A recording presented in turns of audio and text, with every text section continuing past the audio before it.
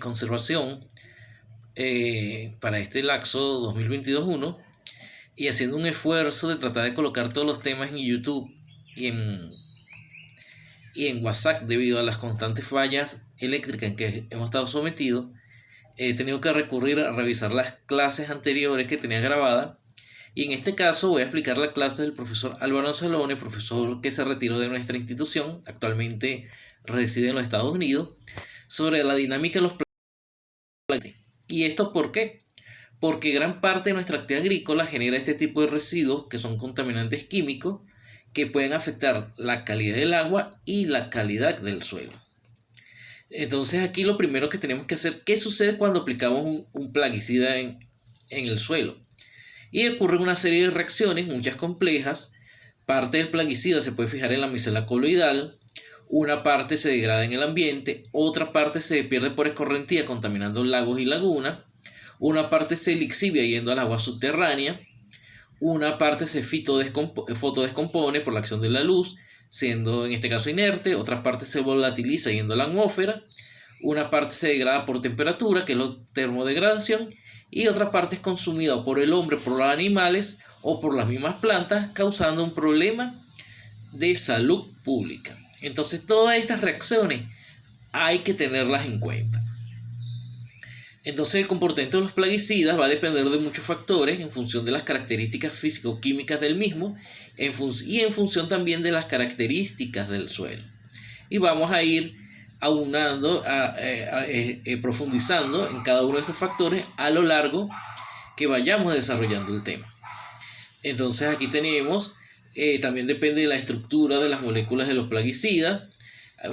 Muchos de los casos son moléculas orgánicas que están formadas por carbono, hidrógeno y oxígeno, lo cual las hace complejas, pero a su vez facilitan que muchos microorganismos actúen sobre estas moléculas utilizando el carbono para su alimentación y produciendo la degradación de estos plaguicidas a forma que son inocuas para el hombre y para los animales o plantas. Entonces aquí tenemos, por ejemplo, una molécula de un herbicida, el alacloro, una molécula sencilla, pero cuando se convierte en metolacloro es una molécula mucho más compleja. Aquí tenemos algunas moléculas de herbicidas comunes como el metribuzin, que es un herbicida, el diurón, el paraquat, el glifosato, todos usados con gran frecuencia en la actividad agrícola y algunos con una alta solubilidad, lo que facilita que se permeen en el suelo y puedan contaminar aguas subterráneas causando problemas de contaminación. Además, algunos presentan una vida útil muy alta, son difíciles de degradar, por lo cual permanecen por mayor tiempo en el ambiente. El primer caso, como ya he dicho, la solubilidad, que la solubilidad no es más que la capacidad del herbicida o el plaguicida de moverse en el agua. Mientras más solubilidad tiene, más fácil se va a mover, causando un problema potencial de contaminación de agua. Tenemos aquí algunos herbicidas como el glifosato, que tiene una solubilidad de 15.700, pero otro glifosato sal isopropilamina, cuya solubilidad aumenta drásticamente. Y tenemos solubilidades muy bajas como la del metribuzin y la atracina. Cuando la solubilidad es muy baja, el herbicida no se mueve, permanece por mucho tiempo en el ambiente y esto conlleva a que si hacemos una rotación de cultivo, por ejemplo gramíneas con leguminosa, la leguminosa cuando venga en la rotación se va a ver afectada por el efecto residual de estos herbicidas. ¿Ok? Tenemos también la presión del vapor, que tiene que ver con la capacidad que tiene el herbicida de volatilizarse e ir a la atmósfera. Tenemos la fotosensibilidad, que es muy importante porque mientras un herbicida o un plaguicida sea más sensible, hay la posibilidad que él se degrade con la luz y ya no sea un problema, ya no sea un contaminante. Tenemos la constante de disociación y el pK. Esta constante disociación es importante porque los plaguicidas tienden a disociarse y esto afecta la absorción en el suelo, la degradabilidad, la solubilidad, la translocación de los mismos. Aquí tenemos algunos ejemplos. Esto ya es una parte disociación en básica y disociación ácida. En esto no vamos a profundizar porque esto ya es química, ya este es control de maleza, que no es el propósito de esta clase. Aquí tenemos también la capacidad de ionización, que es otro tema. Tenemos aquí con las reacciones cuando ocurren en un medio ácido o un medio básico. Tenemos aquí algunas moléculas como la del 2,4-D en la forma débil y cuando se encuentra disociado. Tenemos la tracina en la forma base débil y en la forma de la tracina protonada.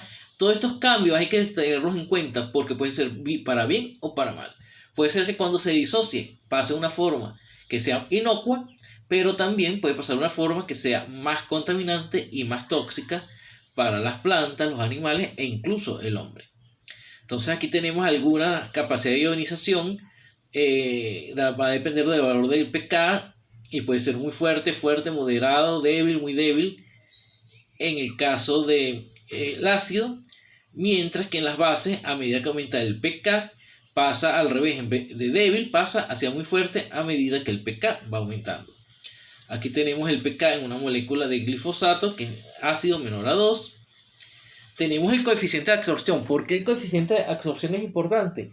Porque esto tiene que ver con la capacidad que tiene el herbicida o el plaguicida de adherirse a las micelas coloidales, a las arcillas del suelo. Y mientras más capacidad de absorción tenga, más difícil va a ser de sacar ese herbicida de la matriz, ya sea agua o sea suelo.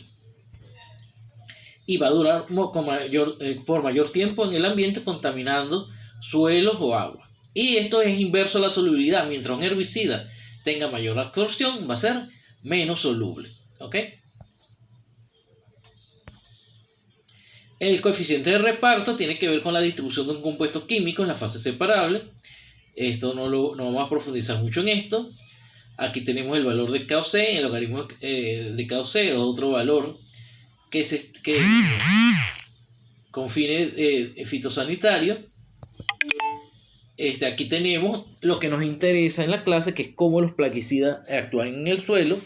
Tenemos los plaguicidas, tenemos lo que dijimos, la absorción, que es la capacidad del herbicida o del plaguicida de adherirse a la molécula del suelo, y en este caso no sale de allí y dura por mucho tiempo allí, o por el contrario, si se desabsorbe fácilmente y es soluble, pasa a contaminar las aguas subterráneas.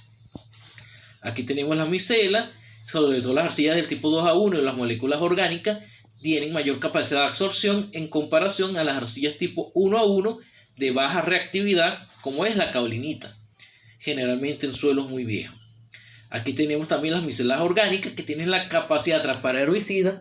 Esto a veces es favorable porque pueden servir como filtro, atrapan el agroquímico y evitan que éste vaya a las plantas o vaya al agua. Eso es cuando el suelo actúa como filtro ambiental.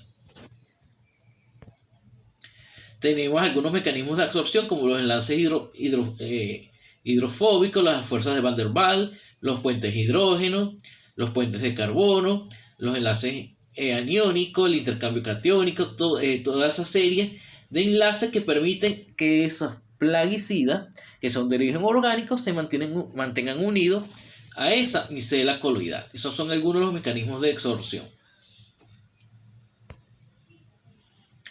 Entonces, ¿de qué va a depender esa absorción? Va a depender de las características del plaguicida, como la solubilidad, la fotosensibilidad, la presión de vapor, la constante de disociación, la coeficiente de absorción, los coeficientes de reparto. ¿Qué nos interesa a nosotros? Que ese plaguicida no dure mucho tiempo, no tenga una capacidad de absorción muy alta para que salga del suelo.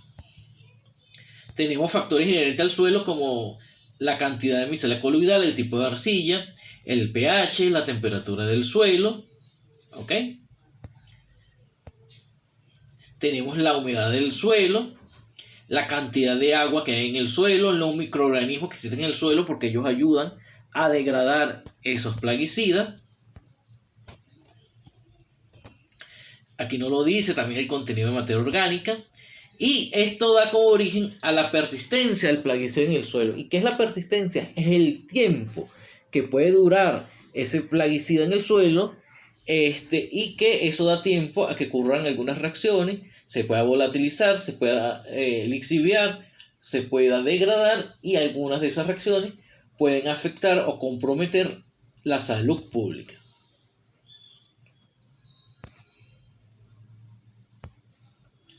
Entonces, ¿qué nos interesa a nosotros? Que los plaguicidas se degraden o se disipen. ¿Qué es que se degraden? Que esa molécula pase de una forma a otra y esa forma sea inocua. ¿Y qué es que se disipe? Que vaya bajando la concentración por fotosensibilización, por fotodegradación, por degradación de los microorganismos, pero lo que nos interesa es que de una concentración alta pase a una concentración que no comprometa la salud de las personas. Eso es disipación.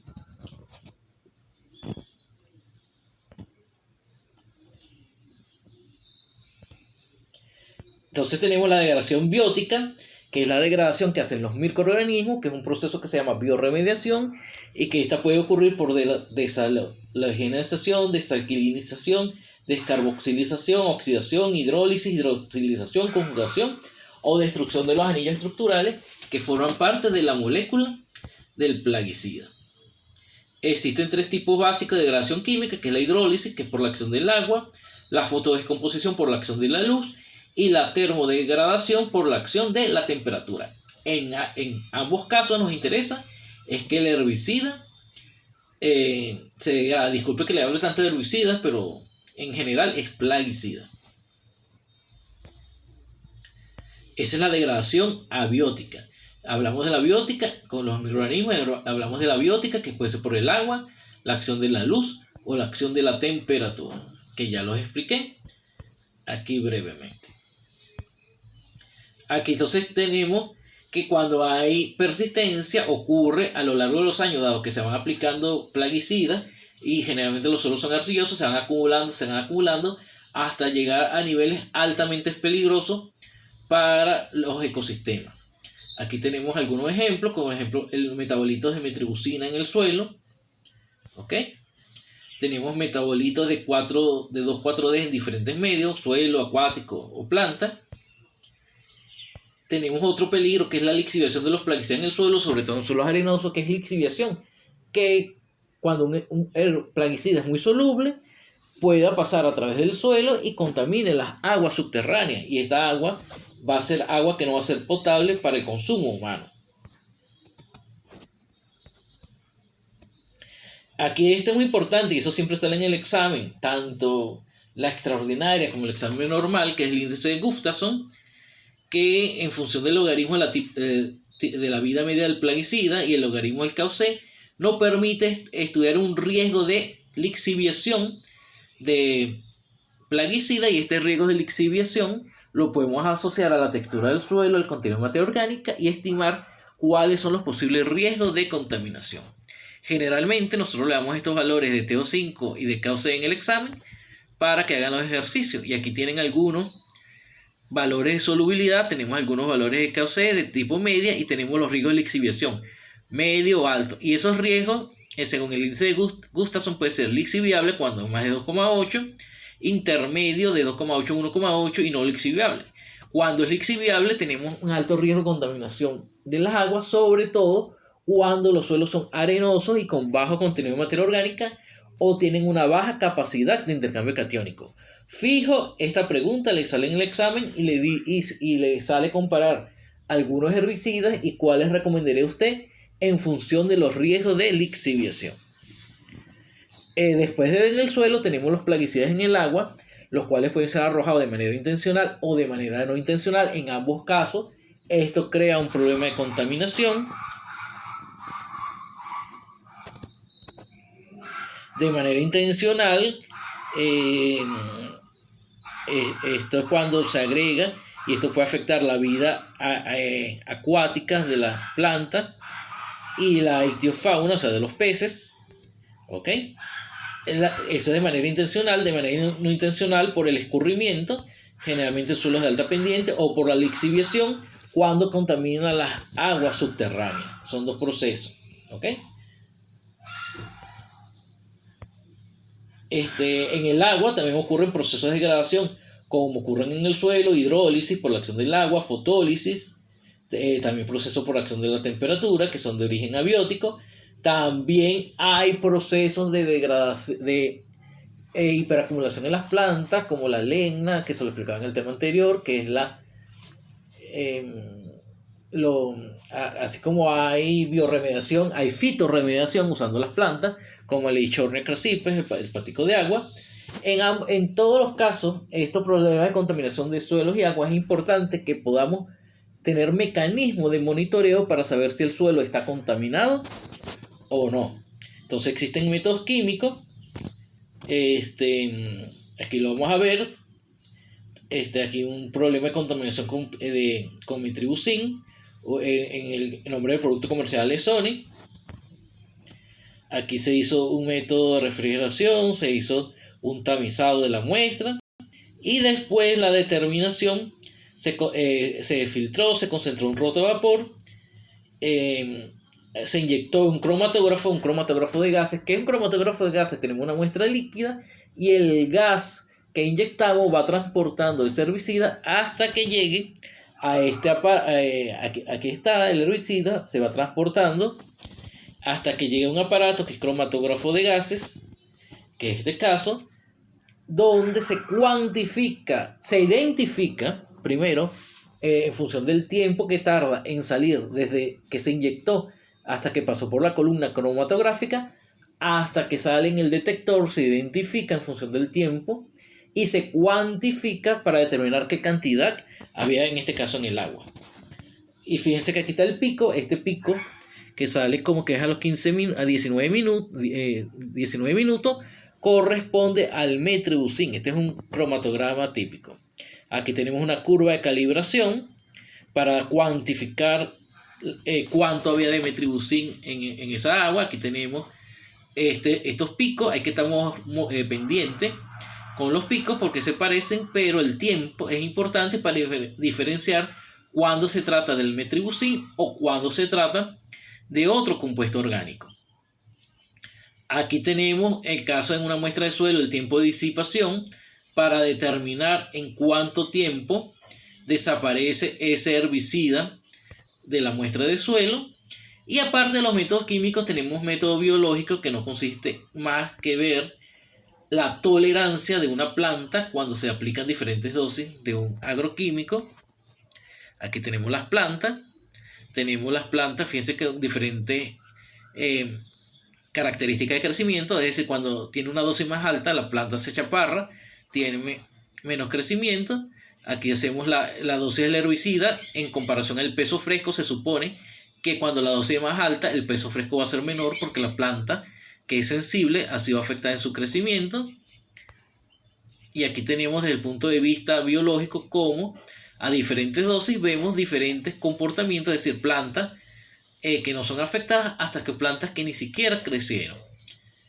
Entonces, el tema de plaguicidas es importante porque nosotros como agrónomos necesariamente tenemos que usar ellos para evitar el crecimiento de malezas, el desarrollo de plagas, pero tenemos que hacerlo con conciencia para evitar los problemas de contaminación y de suelos y agua que le he venido hablando en el ambiente. Entonces tenemos el peligro que hay muchos plaguicidas que son extremadamente tóxicos, que pueden causar a corto plazo la muerte de la persona o se lo ingieren, pero a largo plazo problemas hepáticos, renales e incluso oncológicos. Por eso hay que evitar que se acumulen en el ambiente y por eso es importante el desarrollo de este tema.